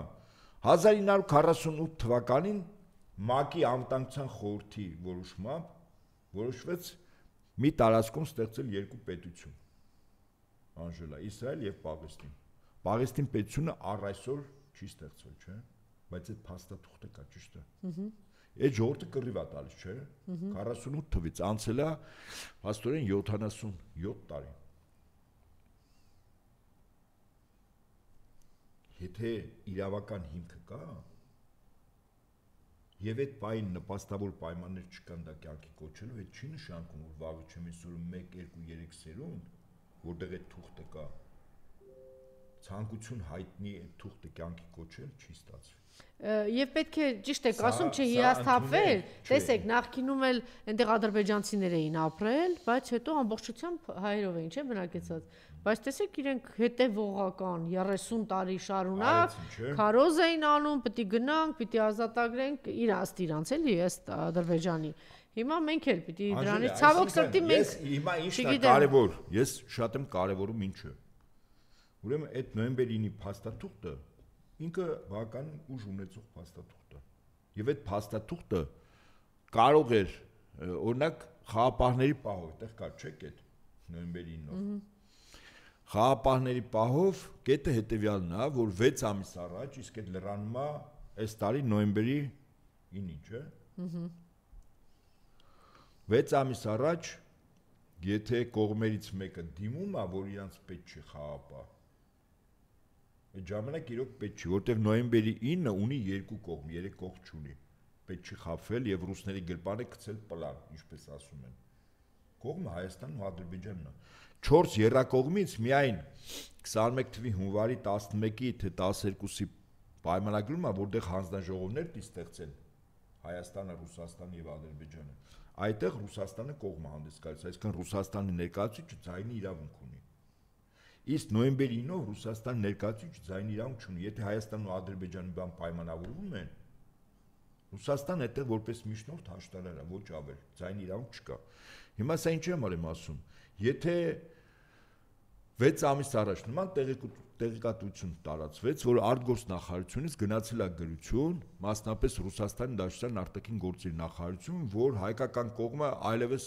չի գտնում անհրաժեշտություն, որ այդ տարածքում խաղապահ լինի, իդեպ ասեմ։ Դե բնականաբար Ադրբեջանը եւս կողմ առնելու եւ խաղապահների կետ այդտեղ խաչ է քաշում։ Կոնկրետ մեր ընկերներից մեկը մի կառույցի ղեկավար տեղեկատվական գրություն է ուղարկել արտգործնախարարություն, ինչեւ ալը պատասխան չունենք։ Ասում ենք դուք նոյեմբերի 9-ում գրած է, ոնց պիտի լինի կարգը։ Դուք այս կարգի հիման վրա գրություն ուղարկել եք Ռուսաստան, կամ արտգործնախարարություն, կամ այլ կառույցներ, սովորաբար արտգործնախարարություն պիտի ուղարկեն։ Դեռևս պատասխան չկա։ Պատասխանը եղավ, եւ եթե Աստված մի արասե, պարզի որ որը շահագրգիռ կողմը պիտի Ադրբեջանն լինի, որ խաղապահ չլինի։ Պարզվում է Հայաստանն է շահագրգիռ։ Եթե հանկարծ տենց գրություն է գնացել, իսկ մենք կարճ ժամանակ հետո կիմանանք, էլ որտեղ ժամկետներն էլ անց այդ գրության պատասխանելու։ Եթե լինի առաջինը այս տաղավարում եմ Բարձրաձայն, այստեղից էլ ասելու եմ, որ եթե Հայաստանի արտգործնախարարությունը գրություն է ուղարկել, որ խաղապահների կարգավիճակը չեղարկվի, ինքնին պարզ է, չէ՞, Փաշինյանը որտեղ է կզած ու վրենով է նստած, առանց այլևալությունների։ Հետաքրիր է, քիչ առաջ տարածեց Վրաստանի վարչապետ, խնդրում եմ ուշադրություն, ինչպիսին է լինում իրական, Նիկոլ, ուշադիր լսի, իրական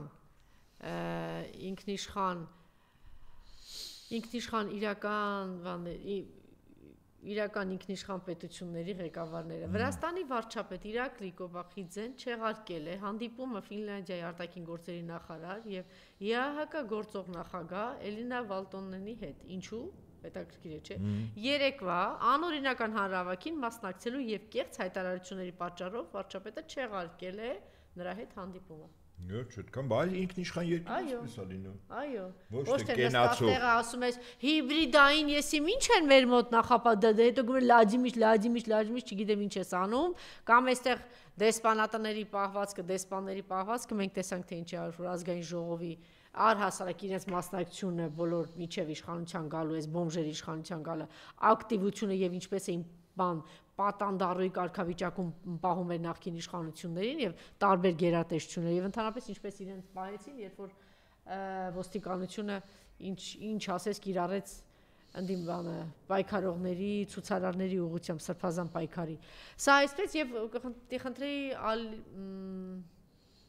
Պուտին եւ Ալիև եւ Ադրբեջան, Ռուսաստանի Դաշնություն հարաբերությունները։ Եկեք այսպես, ընդունենք իրողություններ։ Երկրի ղեկավարներ կան, որոնք այլ պետությունների ղեկավարների հետ երկրների հարաբերվելիս սովորաբար ի ցույց են դնում նաև իրենց անձնական համակրանքն ու հակակրանքը։ Ի ցույց պաշտոնական հանդիպումների, միջազգային տարբեր ֆորումների, միջոցառումների ժամանակ։ Դրան ի տարբերություն Ռուսաստան Դաշնության նախագահը նման բան չի անում։ Իր համար նույնիսկ թշնամի պետության ղեկավարը կամ պետություն, որի վարչակազմը թշնամի է Ռուսաստանի, ինքը երբեք պահում է բոլոր կոռեկտության սահմանները։ Հարաբերությունները միայն պետությունների շահերի պրիզմայով են նայում։ Որտեւ ասենք նույն Ռուսաստան Դաշնության նախագահը մի ժամանակ ասում էր. Ինձ համար անընդունելի է ոչ թե թշնամի պետությունների ղեկավարները, այլ մարդիկ, որոնք դավաճանել են, որովհետև թշնամի պետությունների ղեկավարները կարող են այլ բարեկամություն չի անում։ Հիմա եթե Ադրբեջանի ղեկավարը նման պահվածք ունի, նախկինում լավն էր, Ռուսաստանը նորմալ էր, հիմա վատն էր, շատ բնական է, որ Ռուսաստանի նախագահի իմացությամբ Ուկրաինայում առնվազն 5 նավթավերամշակման գործարան իր պահուստներով ոչնչացվել Սոկար ընկերության, որի բաժնետերի մեծ մասը Ադրբեջան պետությունն է։ Ավելին բարեգործություն ասացի տակ նրա մատակարարվել է զենք զինամթերք, հիմա սա ինչ է Արզբերգի վերևն է, ինչ կատակ։ Գիտեք ինչ, հիմա ասենք Ռուսաստանի նախագահը մեկ անգամ եւս Ադրբեջանի նախագահին հնարավորություն է տալիս հարաբերությունները լարված, իսկ այս լարված հարաբերություններում նա պետք, եթե ռեալ նայենք, Ադրբեջանն հաստատ պետք չի, ոչ է Ռուսաստանին, երրորդ կողմին, դե հիմա իրան ասում են, լսի ասում է, քեզ դրթել են, վերջում է բրթում են, եթե չես կան դիմադրից, կարամ ես օգնեմ այդ բրթվելու վիճակից հանեմ քեզ, որտև ստեղ միևնա կռիվ եղավ, քո երկիր ավերվելու է, ճիշտ է, ես մի քիչ խնդիրներ կունեմ, իդեպ տամագավկերի մասին, որ հարցեցին Ռուսաստանի նախագահին Վալդայում ասեց, հա, խնդիր է առաջացնելու, բայց պատերազմի ելքը չի որոշելու, այո, մենք կորուստներ կունենանք, մեր հակաօդային եւ հակարդերային պաշտպանության միջոցները փորձեն նորովի այդ հրթիռների պարամետրերի ավելի արդյունավետ կերպով աշխատել, բայց դա պատերազմի ելքի վրա որևիցե էական ազդեցություն չունենա, այնպես ինչպես նախկինում տրված բոլոր զինատեսակների, հիշում եք, այդ տանկեր էին տալիս, այդ հակատանկային միջոցներ, այս 22 թվից մինչև հիմա գովազդում են, բայց որից է ելքի վրա չազդեց։ Հիմա Ռուսաստանի նախագահը ըստիս Ալևին այդ է հասկացնում։ Ասում է մեզ պետք չի այդ կռիվը։ Դու եթե պատերազմ սկսես, վատ կլինի։ Անկամ եթե ես Ամերիկային եմ հաղթում, Ամերիկայի տամահավքներն է։ Իդեպ տամահավքի վերաբերյալ Ռուսաստանի Դաշնության անվտանգության խորհրդի քարտուղար Մեդվեդևը ինչ է ասում։ Ասում է, եւ շատ ճիշտ ասում։ Ասում է, իսկ մեր հակաօդային պաշտպանության միջոցները, երբ որ մեր երկրի վրա թռչում են այդ տամահավք հրթիռները, որը հեռավորությունը խոցելիության 2.500 կիլոմետր է։ Մենք ոնց ենք իմանալու, ընդ որում այդ հրթիռները են նաեւ միջուկային մարտագլխիկներ կրում։ Մենք ոնց ենք իմանալու, մարտագլխիկը միջուկային է թե չէ։ Արտաքին տեսքից չի երևում։ Հիմա այստեղից հարց, բայց եթե այդ հրթիռը մեր վրա եկավ, ինչ սպասենք մի քանի տեղ պայթի միջուկային հարված լինի, հետո ասենք նոր միջուկային պատասխան տանք։ Բարձր չէ պատասխանը։ Այսինքն մենք գնահատելու ենք, որ ինքը միջուկային հարված է եւ միջուկային զենքով հարվածել են կնդող որտեղից տրել է։ Եվ իսկ դրանից առաջ Պուտինը ինչ էր ասում, որոշում կայացնող կենտրոններին են խփում։ Ոչ միայն որտեղից հրթիռը տրել է, այլ որտեղ որոշում է կայացվել։ Իսկ նման որոշումներ վստահաբար կայացվում են Լոնդոնում, Վաշինգտոնում։ Վաղուց էր հայտարարում, բայց Չէ, հիմա ես ուղղակի հիշեցնում եմ։ Չէ, բայց չգիտեմ որ այդ որոշում կա, առաջին սկզբանե այդ որոշումը այնտեղ կայացել է, այնպես որ հələ առայժմ հայտարարությունը։ Հիմա ինչ, Ռուսաստանը Դե հիմա, չէ, հասկանում եմ, մտածեք, դե հիմա ինչ, միջուկային պատերազմ չի սկսելու։ Դրանա չէ գալիս, որտեվ տամը հավքերի դրամադրելը ինքը միջուկային պատերազմի սկիզբը։ Շատ լավ, սա ուրեմն մենք առիթ ունեցել ենք բավականին երկար խոսելու դրա մասին, Փարաքյարի տեղի ունեցող այս սպանությունները, գնդակահարությունները, որ շարունակվում է, այդպես էլ չգիտեմ, ինչ որ մութ ինչ որ բաներ են տեղի ունենում։ Հիշում եք 3 օրվա մեջ 4 սպանություն, գնդակահարություններ, հետո անցած շաբաթվա մեջ ինչ ենք լսում, եկեղեցու մեջ մտնում այդպես դանակահարություն է տեղի ունենում, հետո էլի գնդակահարություններ, 1 օրվա մեջ 4 սպանություն, դրանից առաջ այն հոգեկան խնդիրներ ունեցող անձը, որ փախել էր, ինքն է 2 հոգու, ինչի, այո, ինչի մեջ է երկիրը, ինչ է տեղի ունենում։ Սա մեծ հաշվով կառավարման տեսանկյունից ճգնաժամ է, իսկ ավելի եթե խիստ ասեն քաոս է։ Բայց այս քաոսը, չէ, իշխանություն կա, ստատուսները կա, բայց ճիշտ որոշումներ ընդունելու մասնագետներ չկան։ Այդ աթոռը կա, ասենք, նախարարի աթոռը կա։ Ներքին գործերի նախարար, այդ աթոռին մարդ է նստում, այդ մարդը աշխատավարձ է ստանում, այդ մարդուն ենթարկում են կառույցներ, տեղակալ վարչություններ, 100,000-անոց մեքենաներ են անում, պարգևա վճարում, գործառույթը թալան, բարդակ։ Իր գործառույթը ո՞րն է։ Երկրի իրավիճակը ըստ իր ոլորտի ամեն օր առավոտյան ինքը զեկույցներ է ստանում, իր տեղակալների հետ ըստ նետված նոր մարտահրավերների արկածպառնալիքների որոշումներ է կայացում։ Այդ որոշումները միևնույն անժելա կայացում են, բայց ոչ արդյունավետ են։ Այսինքն սխալ են։ Սխալ որոշումներ են կայացում։ Այսինքն օրինակ հիմա բանում Մերձավանում հայտնի սպանությունից հետո ճիշտ որոշում է, ոստիկանությունը ճիշտ որոշում է կայացել, չէ։ Որտեղ դրանից հետո լարումները ոչ միայն չեն պակասել, այլև գերեզմանակայել են Ոչինչ բացահայտված չի։ Ոչինչ է որ առաջինները հայտարարեցին բացահայտել հրահանգեց գնացեք Նիկոլայանարը։ Մահացածի հարազատները շատ արդարացիորեն են եւ իր ընկերները ասում են, որ բացահայտված է պատվիրատուները։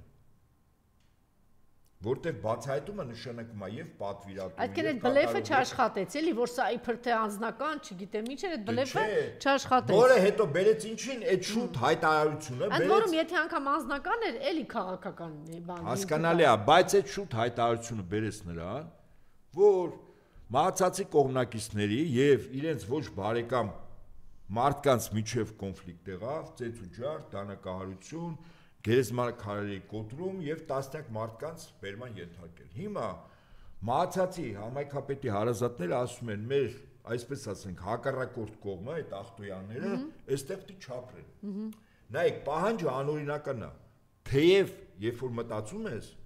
ճիշտ լուծում է, որտեղ դրանց ֆիզիկապես այդտեղ լինելը անդադ լարումների դաշտ է, չէ, որտեղ ոստիկանություն չի կարողանում հարցը լուծի։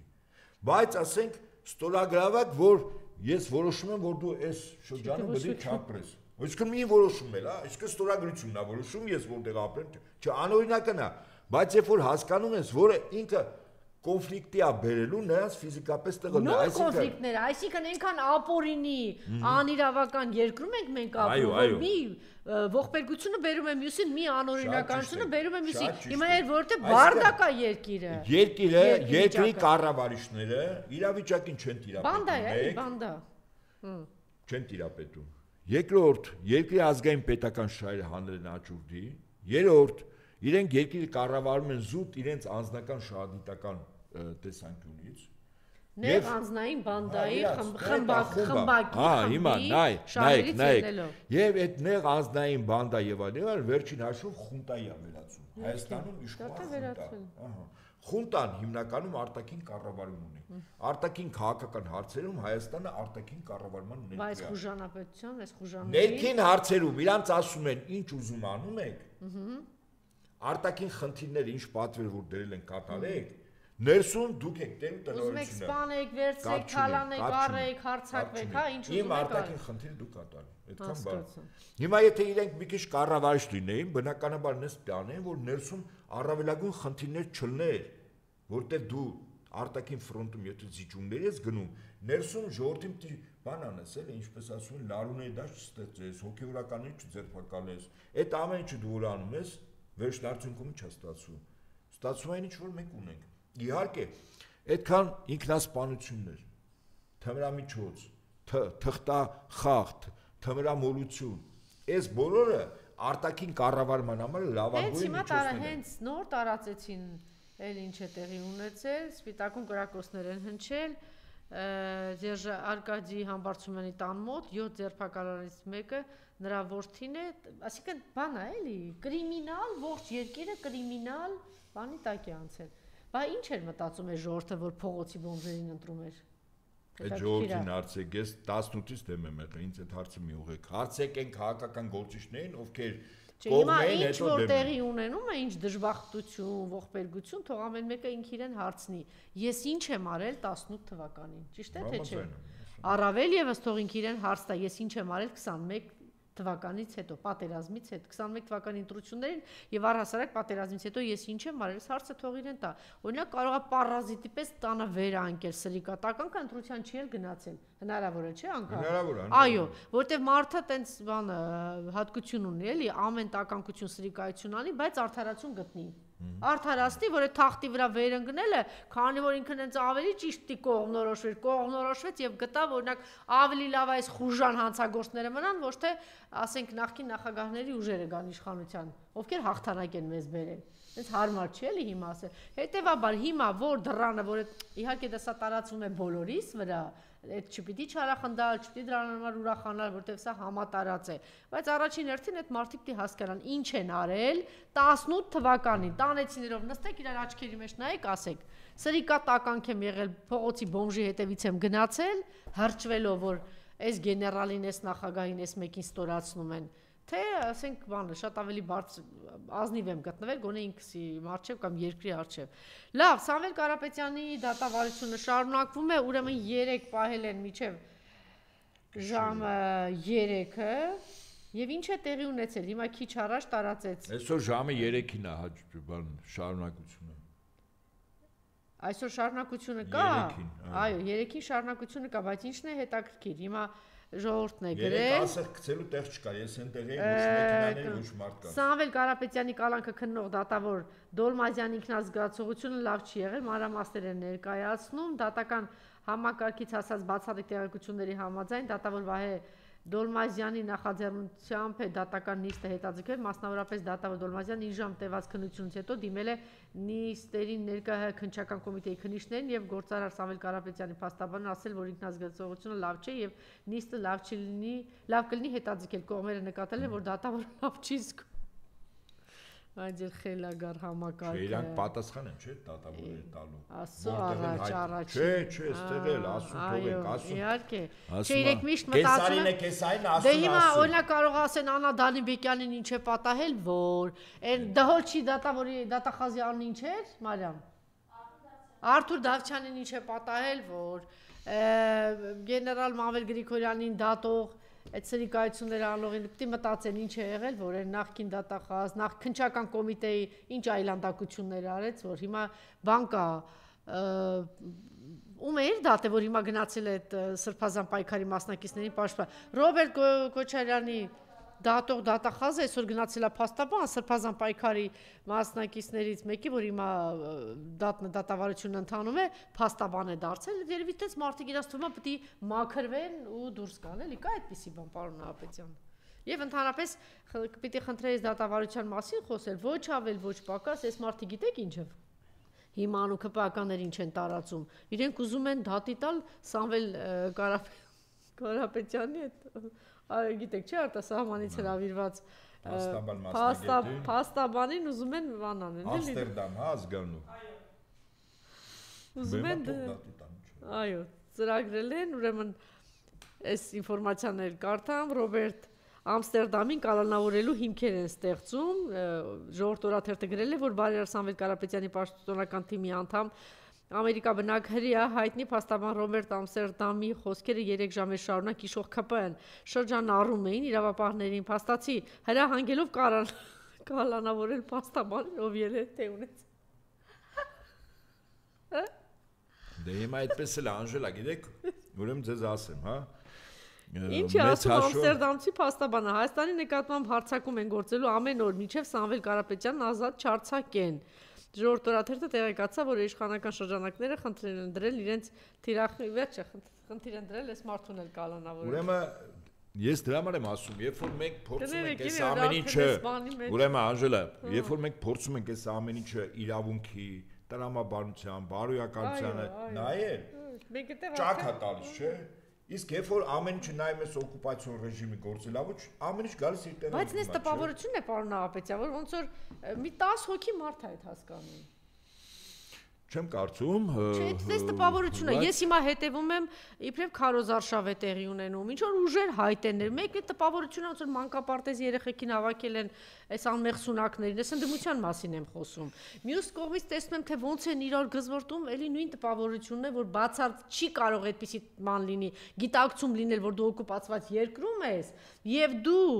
մի լրագրողի հանձնարարում ես, իբր ընդդիմադե պարզ է այդ մարդի մոտ է աշխատում եւ ում հետ է ինչ որ հաղորդում անում, որ գնա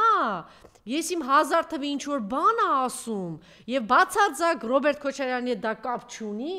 այդ սպանությունը տեղի ունեցել դրանից առաջ Վանո Սիրադեղյանի ժամանակ, պարզա չէ ինչ ուժեր բանդա գոյություն ուներ եւ այլն, դա բերել հնչեցնել մամուլի ասուլիսի ժամանակ նորից ու նորից ինչ որ կապել Ռոբերտ Քոչարյանի հետ, Ղանդիլյանի, չգիտեմ, սպանություն, ինչ-որ պրիվետ ռոբ հիշեցնել, չգիտեմ ինչ անել, այս ուղղակի սրիկայակույտի անverջ արթուն մնալու բանն է, որ մենք նորից են հին բաները բերենք, արյուն տանք, նիկոլական, թուրքական տական կեն ուժերին, ովքեր եկան եւ զավթեցին 2018 թվականին Հայաստանը եւ ովքեր փորձում էին զավթել 30 տարի շարունակ լրատվամիջոցներով տարբեր ուժերով, չեն հանգստանում, չի կարող մարդ այդ գիտակցում ունենա եւ հայ լինի, որ Հայաստանը օկուպացված է եւ ուշ տա այսպիսի լրագրողներին, որ գնան տենց հարցեր տան ու այդ թեմաները հրապարակում պահեն։ Դե ունենք այն ինչ ունենք Անժելա։ Չէ, բայց մենք էլ խոսենք դրա մասին։ Այնպես չէ՞ էլի, որ դու գնացել եք, ձեզ մեկ ընդեղ Իրանա դրսևոր, մեկն էլ արժե համակարգից զուրկ մի հատ թափթփուկ Իրան լրագրողը հրճակել, շնորհալ գիտես ինչի ա գնում այդ հարցը տալիս է, եւ այստեղ բացարձակ կապ չունի երկրորդ նախագահի, երրորդ նախագահի կամ առաջին նախագահի հարցը։ Հարցը որ պետությունը շարունակում են իրենք, ոնց որ Աղվան Վարդանյանը ճիշտ էր ասել, պատանդի մեջ պահել մարտի 1-ով, չգիտեմ ինչը։ Դուք չգիտեք մարտի, փոխանակ շնորհակալություն ասեք Ռոբերտ Քոչարյանի, որ 2008 թվականին թույլ չտվեց, որ այն ինչ որ հիմա է տեղի ունենում, տեղի ունենա, այդպես է թե այդպես չի։ Բա դուք հələ տեսեք ինչ թեմաներ եք արթնացնում, ինչի համար եք անում, որ մի հատ լավ օկուպացնեն, մի հատ էլ գան Հայաստանում, հա, մեզ Սումգայիթ ու Բաքու անեն մեր գլխին։ Որ այն մի քանի ուժեղ լիդերներ են մնացել, դրանց հարցերն էլ է ուժեք տալի, որ լուծեն ձեր արևին։ Ինչ որ նարեկներ, հրահանգներ են տալի, որ ինչ որ չգիտեմ ինչեր գնան տենց հարցեր տան։ Կամ էլ չգիտեմ ինչեր են իրancs մեջ լավ էլ այդ սրիկայությունը կրում են։ Ունենք այն ինչ ունենք Անժելա, ես կարծում եմ եւ միշտ ասել եմ, հիմա էլ եմ ասում, հետո էլ եմ ասում, ցանկացած գործողություն անելուց առաջ իրավիճակը պետք է համարժեք գնահատես։ Քո ռեսուրսները, դիմացին ռեսուրսները, դիմացինի ցանկությունները, քո կարգավիճակը, եթե չես գնահատում, մտնում ես կռվի մեջ, դե արդեն միանգամից տակ տված ես։ Այո, եթե գնահատվում է, որ մեր երկիրը օկուպացված է, տեսականորեն նայենք ամբողջ քաղաքական դաշտը դիմադիր։ Սա նշանակում է, որ եւ մեր ընկալումները, եւ մոտիվացիան, եւ գործիքակազմը, եւ մեթոդաբանությունը որակապես փոխվել է։ Այո։ Ու վերջ։ Այո։ Այդ ժամանակ բոլորը նույն խրամատում են, եւ որից մեկը մեկի մրցակի։ Դուք տեսնում եք նույն խրամատում ենք մենք, ոչ։ Իրենց ընդդիմադիր հոր ջոջող լրատվամիջոցներ, լրագրողներ, չգիտեմ, քաղաքական գործիչ նույն խրամատում են, ոչ։ Այո, որ նույնում լինեն, ես կարծում եմ շատ ավելի արագ արդյունավետ գործ կարվի։ Հիմա ցավոք սրտի, իսկ դա գալիս է իրավիճակը ոչ համարժեք գնահատելուց։ Այդքան բան։ Մի բան թրցնելու, մի բան փոխելու, ես առաջ գնալու, չգիտեմ, փոխանակ ես չգիտեմ, դուք քանի մարդ գիտեք, որ այս վիճակից իզորու է մեզ հանելու։ Այդտենց երկիրը անդունդի մեջ գցած, որ մեկը վերակենում, ես լավն եմ, եկեք ինձ միացեք։ Այն մեկը ես լավն եմ, դու ինչ ես արել, մի հատ քո հետագիծը նայի, մի հատ քո խիզախումը, մի հատ քո այդ դատարկ խոսքեր են, որ դե կարող եք այտենց խոսել։ Գործողությունների մեջ ինչ եք արել։ Ինչ եք պատրաստ եղել անելու, ինչ եք պատրաստ ու այն հետագից ունեցող մարդկանց էլ դնել sense հավասարացնել 0-ի։ Ուրեմն Հայաստանի Հանրապետության 3 նախագահները մեծագույն արժեք են Հայաստանի Հանրապետության առաջին նախագահի ժամանակ ազատագրվել է մեր հայնիկի մի մասը, երկու նախագահների ժամանակ մեր հայնիկի մի մասը պավել է, բանակը հզորացվել է, թշնամին ամեն փորձից հետո պարտվել է։ Վերջ, մնացածը կենասների, ցանկությունների, սուբյեկտիվիզմի դաշտից են։ Դրամայել ազգակործանը ընկնավորվում այս 3 նախագահների պահով։ Նստում վերակենում, եկեք բանավիճը կենել ասма դու ազգակործան պատու հասես, այն մեկն ասма դու կապիտուլանտ ես, այն մյուսն էլ ասма դու ստերի բիոսարք ես ստախոսության։ Վերջացավ, գնահատականը տվել են, քեզ ուղարկել են, չգիտեմ ուր։ Անժելա, սա իրականությունը։ Մեր խնդիրն է անընդհատ բացատրել, ասել, հորդորել, ապացուցել, ցույց տալ, որ մեր տված գնահատականը ցավոք սրտի 18 թվականին ճիշտ դուրս եկավ, դրանից հետո ճիշտ դուրս եկավ, ցավոք սրտի հիմա էլ Աստված մի արասի հիմա մենք հիմա ճիշտ դուրս չկային ինչ որ մտածում շատ կուզենա ես սխալվեի, սխալ գնահատական տայի, բայց ցավոք սրտի տես չի լինում։ Վաղվա հետ կապված էլ Երանի գան ասեն մենք ներողություն խնդրենք, ասենք սխալ էինք, այս մարդը չէր եկել Հայաստանը վերջնական կործանելու, բայց ինչպես տեսնում ենք, այս մարդը Այս մարդը 18 թվականի Բոլթոնի հանձնարարականն էր կետերով, ով չի հավատում, բացեք 18 թվականի։ Դե գնա պաշտպանի Բոլթոնին, նա դատում են Բոլթոնին։ Եկել էր այստեղ բաներ անում, նվիրաբերում էր Հայաստանն ու Արցախը։ Այո, Իրանի ճանապարհը փակեք, հեսա, բաներ։ Այո, Բոլթոնի ծրագիրներ։ Գրպանը դրած բերել էր, ասում էր այստեղից շրջափակեք, այնտեղից շրջափակեք։ Ինձ որ ասում են նապից են 18-ին ինչու էր այտենց խիստ ասում, հարգելիս։ Բոլթոնը ԱՄՆ-ի նախագահ այն ժամանակ Դոնալդ Թրամփ նախագահի ազգային անվտանգության գծով գլխավոր խորհրդականն է եղել։ Թիմ 1 պատասխանատուն է եղել։ Բոլոր կառույցները իրան են ենթարկվել։ Այդ մարդը բերեց հրապարակապ դրեց, ասեց էս ալնելու, սես պիլնի ու վերջ, ու գնաց։ Մեզ թվում էր թե հաջորդ օրը պիտի չէ, ժամանակ 20 թիվ, 23 թիվ, հիմա 25 թիվ միջանցքը եւ այդպես շարունակ։ Այնպես որ գալիս ենք էլի ձեր ասածին, որ սա ազգային ազատագրական պայքար միայն մենք պիտի հասկանանք բոլորս, որ իսկապես օկուպացված է եւ չմտածենք։ Հիմա որ ես երեք վաղաշաբաթում մեջ միացնում եմ, ասենք ինձ համար ամենակարևորը որ հաղթեն։ Իհարկե լավ կլինի Խաչիկ Մանուկյանը, Մայր Հայաստանի թեկնածուն, Հայաստան դաշինքի հայրապահական դաշնակցության թեկնածություն, այո, մենք պիտի ամեն ինչ անենք, կապ չունի։ Սիրելի վաղաշաբաթցիներ, էջմիածինցիներ, հասկացեք, մենք ժամանակին որ ասում էինք Գյումրին շատ կարևոր, տեսակ որ ինչ կարևոր էր։ Չէ՞, փաստ է։ Եվ տեսեք, այդ մարդը շարունակում է, բայց ինձ սրիկ, այ տոնի օրը չէ շնորհավորում, բյուջեի փողը թալանում տանում ես, չես տալիս գյումրեցիներին, որտեվ գյումրեցիները չեն ուզում որ թուրքերը գան իրենց մորթեն։ Օկուպանտը սրիկա չի տալիս փողերը, մարդկանց փողերը։ Ասում էի փողն է, դուք մտածում եք Վարդան Ղուկասյանը մտածում է որ այդ Գյումրի քաղաքի փողն է։ Օկուպացիոն ռեժիմ ասում է չէ, դա իմ փողն է։ Գլխավոր ավազակը ես եմ որոշում, քեզ հացի փող տամ թե չտամ։ Այ որ դες մտածենք, ասենք մի րոպե։ Փաստորեն դու մեր աշխատածը տանում ես, դու ոչ թե կոռուպցիոներ ես, այլ դու ավազակ ես։ Իսկ ավազակը, եթե քաղաքագիտական դաշտ է գալիս, կոչվում է օկուպանտ։ Այդքան բան։ Մեկը գրել է պայետում Օվսետրի 3 նախագահները պիտի իրենց ուժերը մոբիլիզացնեն։ Միանշանակ իրար հետ ուրիշ բան չկա։ Այո, շատ ճիշտ է։ Միակ ցանկությունը, միակ ճիշտ։ Իդեպ եղավ Գյումրիում մի քիչ բաներով, բայց եղավ, կայացավ։ Հիմա այդ վտանգը կա, էշմիացնում։ Երկրորդ, եթե սա լինի, սա մարդկանց համար, Անժելա, քաղաքական ուժերի համար, սա լուրջ ազդակ է, թե ինչպես կարելի է կազմակերպվել, եթե գործը հասավ ընտրությունների, ինչպես անել, որ իրար հետ լինեն։ Եվ այստեղ կարմիր գիծ առնելու, Փաշինյան Նիկոլը իր խմբակով ամբողջ ժողովուրդը քաղաքական դաշտը մյուս կողմը, ու թեման փակվում է։ Այ վտանգ ես էշմիածնի կարևորությունն այլ սրանով է պայմանավորված։ Կկրկնվի Գյումրի, թե չի կրկնվի։ Եվ ապուշ արտահայտություններ ձեզ թույլ մի տվեք, մեզ հայտնի դեմքեր պետք չեն, մենք էս ինչի հետ չենք համագործակցի, են ինչի, դուք շատ փոքր եք։ Այնտեղ ինչ որ անունը չեմ տալիս, բայց երևի հասկացանք, փոքր ճտեր եք դուք, ձեր հոր արևին իբր թե քաղաքականություն եք մտել հանգամանքի բերումով։ Դուք շատ փոքր ճտեր եք, որ տենց ամպագորբոր ինչ որ հայտարարություններ անեք, այն մարդկանց մասին, ովքեր հաղթանակ են արձել եւ ճանապարհ են անցել։ Ճոռոմ խոսքերով չի։ Այո, դատակ այդ մանկապարտեզի դա ունի այդ ձեր մտքերը, պահեք ձեզ։ իբր թե եկել են քաղաք, որ ասի դու ով ես ընդհանրապես ինչ է, հասկացանք, հանգամանքի բերումով ինչ որ sense իբր բան եք էլի, առաջին պլան եք եկել, ու իբր թե ընդդիմություն եք, ձեզ համեստ պահեք, չափի մեջ պահեք եւ զուս պեղեք այն մարդկանց մասին խոսելուց, ովքեր հետագիրծ ունեն եւ ովքեր ասենք Բաբկեն Արաքցյաններ չեն, էլի, այդ թռած ոսկի չէին հիշում ընդհանրապես տեղ հայրենիքը մի ծպտուն չհանեցին Արցախը, այն աշխարհ գնալուց առաջ էլ գոնե ծպտուն հանեին, բանը մի հատ էլ գիտեք, չէ,